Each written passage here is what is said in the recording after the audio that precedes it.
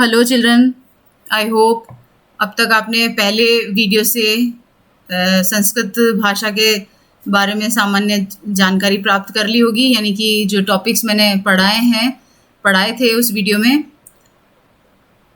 उन टॉपिक्स को आपने अच्छे से पढ़ लिया होगा और पूरी आशा है कि आपने उसे कॉपी में भी उतार लिया होगा। और वो टॉपिक जो है आपके लिए, यानी कि संस्कृत भाषा को सीखने के लिए आपके लिए बहुत सहायक सिद्ध होंगे, तो उन्हें आप ज़रूर से पढ़ लीजिएगा। अब हम आज जो टॉपिक ले रहे हैं इस वीडियो में वो है चैप्टर नंबर 1, संस्कृत वर्णमाला। जैसे कि हमने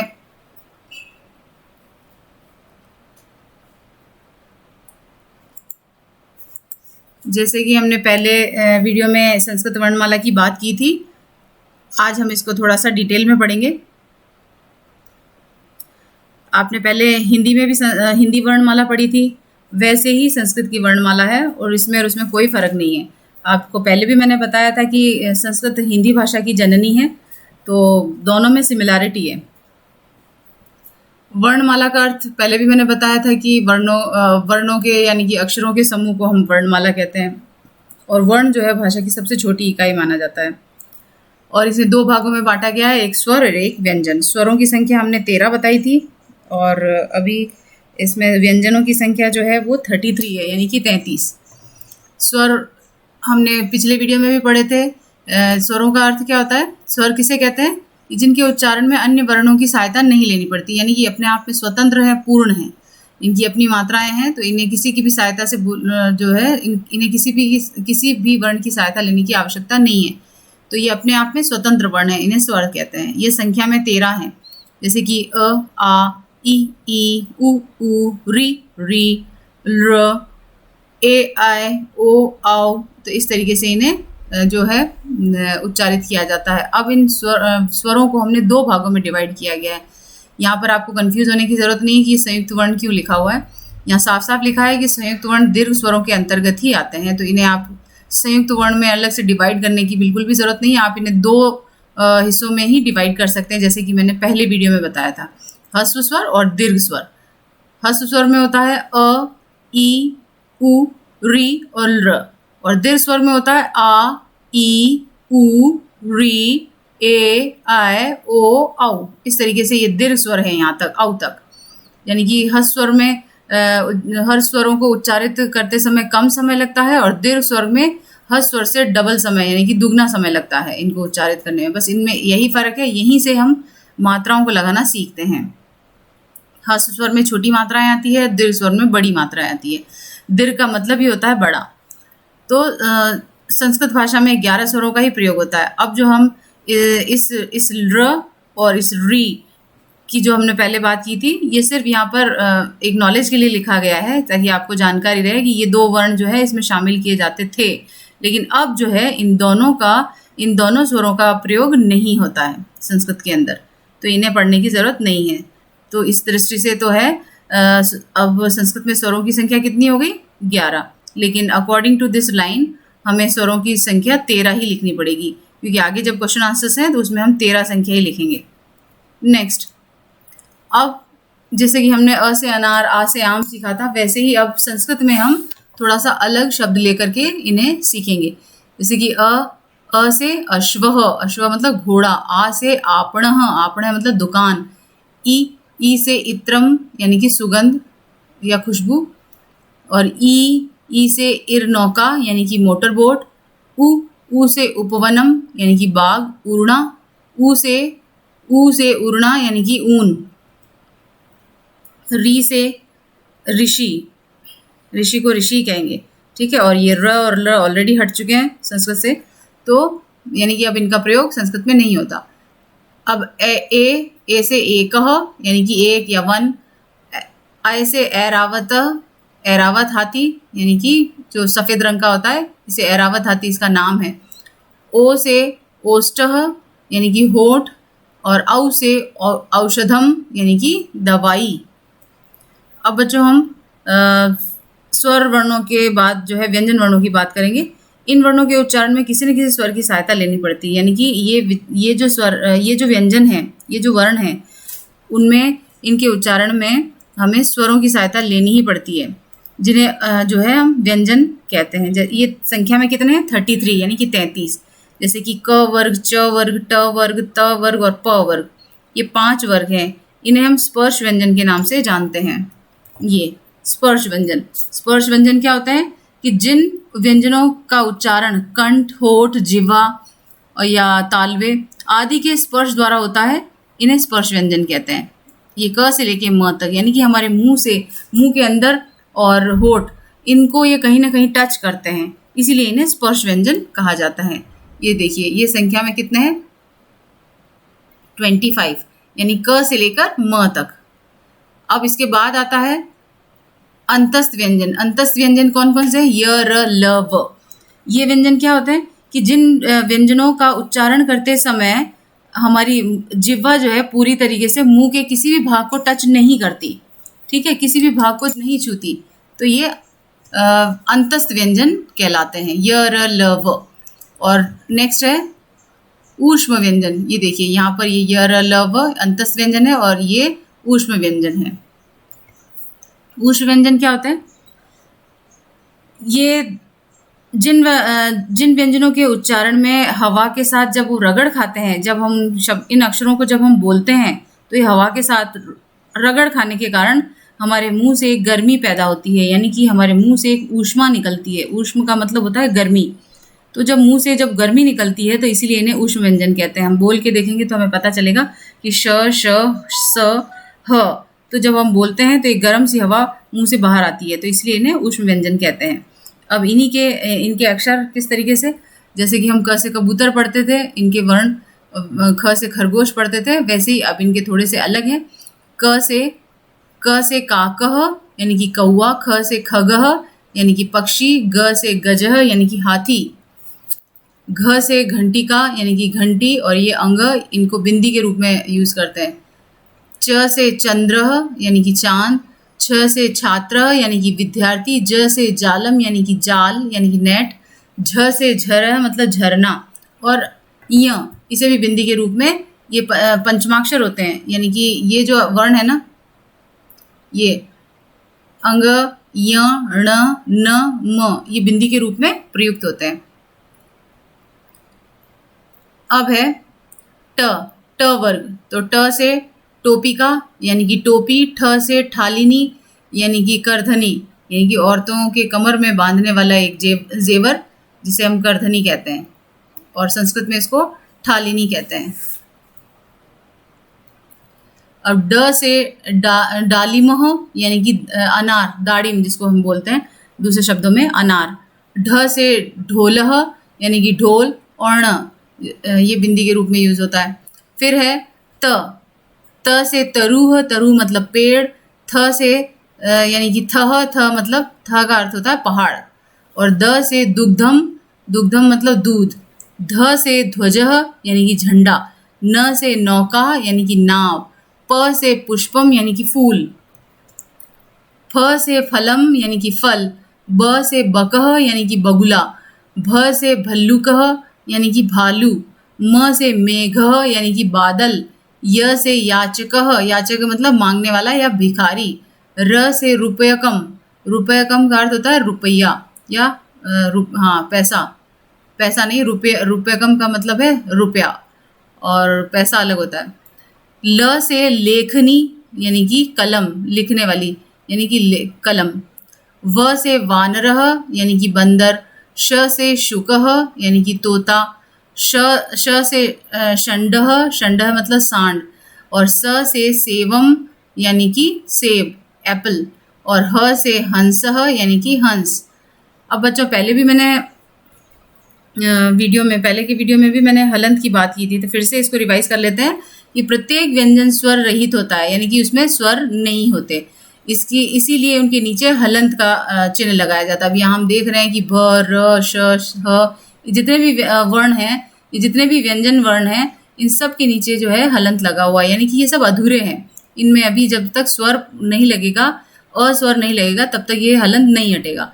जब किसी व्यंजन में स्वर प्रयुक्त होता है, यानी कि जब हम इसमें स्वर लगा देते हैं, तब ये हलंत जो है हट जाता है, तब ये हलंत चिन्ह का लोप हो जाता है। लोप हो जाने का मतलब ये हट जाता है। अब है तीसरे टाइप के जो वर्ण होते हैं वो अयोगवा। इनमें दो तरह के वर्ण होते हैं। जो वर्ण न स्वर होते हैं न व्यंजन होते हैं उन्हें अयोगवा कहते हैं। ये दो तरह के होते हैं, एक तो अनुस्वार और एक विसर्ग। जैसे कि अनुस्वार को मैंने बताया था, ये म के रूप में इनका प्रोनाउंसिएशन होता है, और विसर्ग में जो डॉट्स लगी होती है उनको ह के रूप में इसका उच्चारण करते हैं या प्रोनाउंसिएशन करते हैं। इनका स्वतंत्र रूप से प्रयोग नहीं होता। इन्हें ये देखिए इस तरीके से लाइन के ऊपर डॉट लगी है और ये इधर दो डॉट जो है साइड में, इन्हें विसर्ग कहते हैं। इस तरीके से इनके चिन्ह होते हैं। अब संयुक्त व्यंजन क्या होते हैं? क्ष, त्र, ज्ञ, श्र, ध्य, ध, प्र और कत, ये संयुक्त व्यंजन है। अब संयुक्त व्यंजन क्या होते हैं?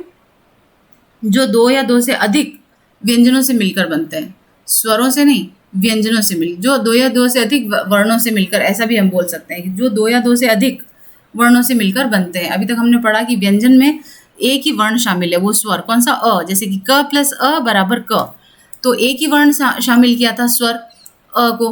अब यहाँ पर क्ष में हम किसको? क और श, तो ये एक से ज्यादा वर्ण इसमें प्लस हुए हैं, यानी कि क और श मिलकर बनते हैं क्ष। और त्र कैसे मिलेगा? त और र मिलकर बनेगा त्र। फिर ज्ञ किससे मिलकर बनेगा? ज और य मिलकर के ज्ञ बनेगा, ज्ञ ज्ञानी का। और श्र किससे मिलकर बनेगा? श और र मिलकर के श्र बनेगा। उसी तरीके से ध्य, अब इसको ध्य बोलते हैं, ध नहीं ध्य होता है ये। द और य दोनों मिलकर के ध्य बनते हैं। अब ये द और ध मिलकर के ध बनते हैं, क्योंकि इसमें ध और द दोनों शामिल हैं। प्र किससे मिलकर बनता है? प और र मिलकर के प्र बनते हैं। और ये देखिए कत किससे मिलकर बनता है? क और त, दोनों ही आधे हैं। ये आधा क तो है ही ऑलरेडी, जब इसको इस तरह से लिखेंगे तो हलंत लगा कर लिखेंगे, तो इसका अर्थ भी यही होगा कि ये हाफ लेटर है। और त जो ऑलरेडी हलंत वाला है, तो यहाँ हलंत वाला त ही लिखेंगे। तो क और त दोनों मिलकर के बनते हैं कत। तो इस तरीके से ये संयुक्त व्यंजन है, जिन्हें हम एक से अधिक वर्णों से जोड़ करके बनाते हैं। अब देखिए यहाँ पर वर्ण संयोग की प्रक्रिया है और यहाँ पर वर्ण विच्छेद की प्रक्रिया है। आपको दो तरीके से वर्णों को पढ़ना है। एक वर्ण संयोग का अर्थ होता है वर्णों को मिला करके लिखना। अब मान लीजिए इस तरीके से आपको दे देंगे, है, मान लीजिए एग्जाम में आपको इस तरीके से दे दिया, ज प्लस अ प्लस ल प्लस अ प्लस म, और बोल दिया कि इन वर्णों का वर्ण संयोग कीजिए। यानी कि इन वर्ण, और वर्ण संयोग किसे कहते हैं? जब वर्णों को आपस में जोड़ते हैं तो वर्ण संयोग कहलाता है। यानी कि वर्णों को आपस में जोड़ने की प्रक्रिया को वर्ण संयोग कहते हैं। अब ये वर्ण यहाँ पर अलग अलग करके लिखे गए हैं, तो इन्हें हम जोड़ करके लिखेंगे तो क्या लिखेंगे? ज प्लस अ ज, ल प्लस अ ल, और म ऑलरेडी हाफ है, इसमें अ प्लस नहीं होगा, तो ये ऑलरेडी ऐसे ही रहेगा। तो ये हो गया जलम, जैसे कि यहाँ लिखा हुआ है। अब यहाँ पर जो वर्ण है उनको भी अलग अलग किया हुआ है, हम इन्हें संयोग करके लिखेंगे। किस तरीके से? क प्लस अ क, म प्लस अ म, ल प्लस अ ल, और म, तो ये हो गया क म ल, कमलम, म पढ़ेंगे लास्ट में, तो ये हो गया इसका वर्ण संयोग कमलम। अब है न प्लस न, द प्लस बड़ी ई, तो दी, तो ये हो गया नदी। अब अगला है प में छोटी ई की मात्रा, यानी कि प प्लस ई, तो पी, त प्लस आ, ता, पिता।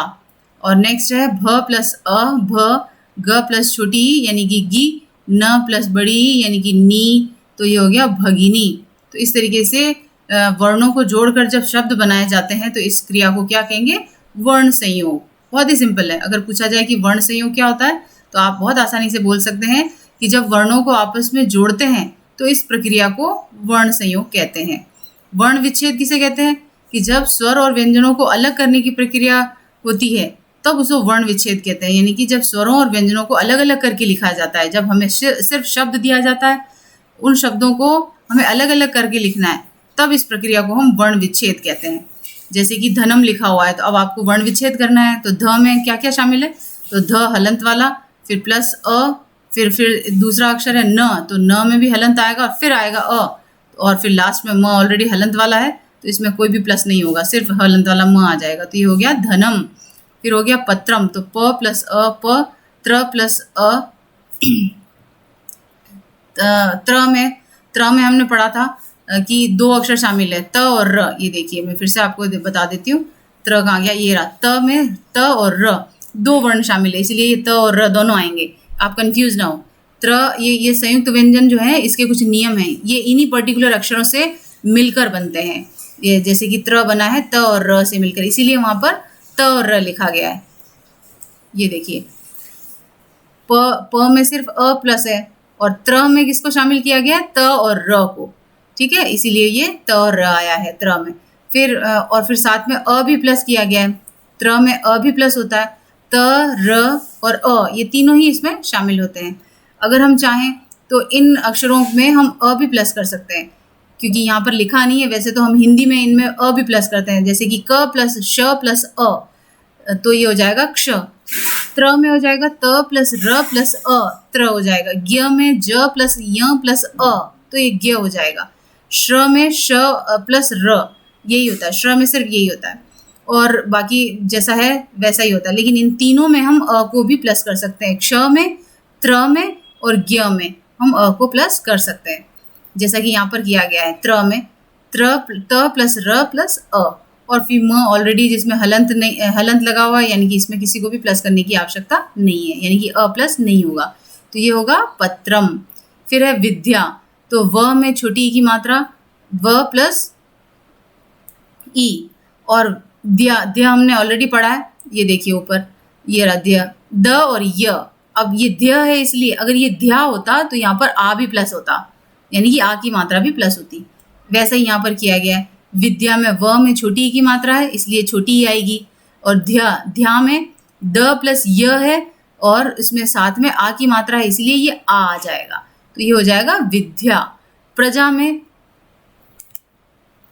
प्रजा में प्र, अब प्र में पहले मैंने बताया कि प प्लस र, प्र और अ भी प्लस होगा, क्योंकि मैंने पहले भी बात की थी कि जैसे त्र में त प्लस र होगा तो उसमें साथ में अ भी प्लस होगा, वैसे ही प्र में भी प प्लस र प्लस अ, प्र। क्योंकि जब हम बोलते हैं तो तीनों अक्षरों का साउंड हमारे मुंह से निकलता है। प्र बोल के देखेंगे तो आपको समझ में आएगा, प र अ तीनों अक्षर जो है बोलने में एक साथ आते हैं, तो इनका विच्छेद कैसे करेंगे, प प्लस र प्लस अ प्र, और ज में आ की मात्रा, तो ज प्लस आ, तो ये हो गया प्रजा। आम्रम, आम्रम में देखिए आ एज इट इज आएगा, क्योंकि ये स्वर है। आपको पता है कि स्वरों को हम डिवाइड नहीं कर सकते, स्वरों में हम किसी चीज को और प्लस नहीं कर सकते। हमने पहले भी पढ़ा है कि स्वर जो है अपने आप में स्वतंत्र हैं, इनमें किसी भी तरह से जो अन्य स्वरों अन्य व्यंजनों को हम इसमें प्लस नहीं कर सकते। तो आ एज इट इज रहेगा। म्र में देखिए म प्लस र, क्योंकि र इसमें ये र आधा है तो र आ जाएगा यहाँ पे, म प्लस र प्लस अ भी शामिल होगा, क्योंकि म्र म र अ तीन अक्षरों का साउंड हमारे मुंह से निकलता है, इसीलिए तीन अक्षर आएंगे, यानी कि तीन वर्ण आएंगे, म प्लस र प्लस अ। और म ऑलरेडी हाफ लेटर है ही, हलंत वाला, यहाँ पर हलंत वाला दिखा रखा है, इसलिए इसमें अ प्लस करने की जरूरत नहीं है। तो आ म्र मम, यानी कि आम्रम, आम्रम इसको हम उच्चारित करेंगे। अब नेक्स्ट स्लाइड में इस चैप्टर के रिगार्डिंग कुछ क्वेश्चंस दे रखे हैं, उन्हें भी आप सॉल्व कर लें। संस्कृत वर्णमाला में कुल स्वर कितने होते हैं, 13 होते हैं।